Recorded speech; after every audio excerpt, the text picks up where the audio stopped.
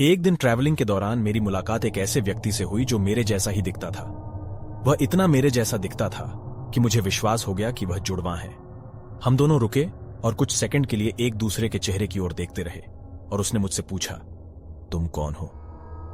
मैं सदमे में था, कुछ नहीं कह सका और केवल उसके चेहरे की ओर देखता रहा। उसने भी मेरी ओर देखा और अविश्वसनीय रूप से देखता रहा। मैं उस रात अवर्णनीय बेचैनी के साथ भाग गया।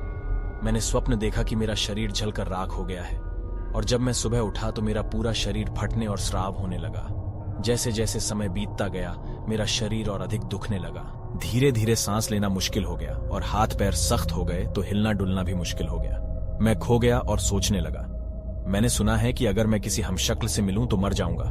क्या मैं मर रहा हूं? मैं एक प्रसिद्ध भविष्य देखने वाले के पास गया जो मुझे देखकर आश्चर्यचकित रह गया और बोला, तुम्हारा जन्म भगवान की गलती से हुआ है। ईश्वर आपको वापस शून्यता में बदलने का प्रयास कर रहा है।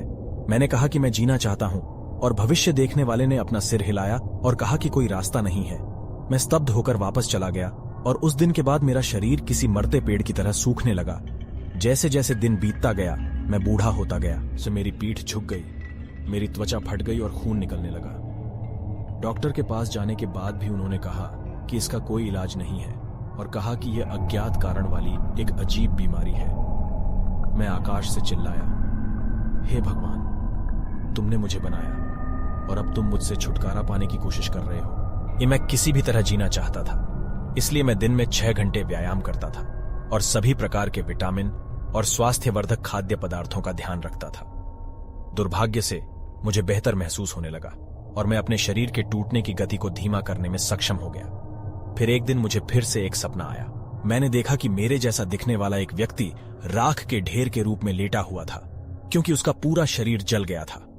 मैं चीखते हुए उठा और अब मैं पहले से बेहतर स्थिति में हूं। आश्चर्य की बात यह है कि उसके बाद धीरे धीरे मेरा स्वास्थ्य ठीक हो गया और मैं धीरे धीरे स्वस्थ शरीर में लौट आया। मुझे नहीं पता क्या हुआ, क्या ईश्वर अपना मन बदल देगा या यह सब महज एक संयोग था।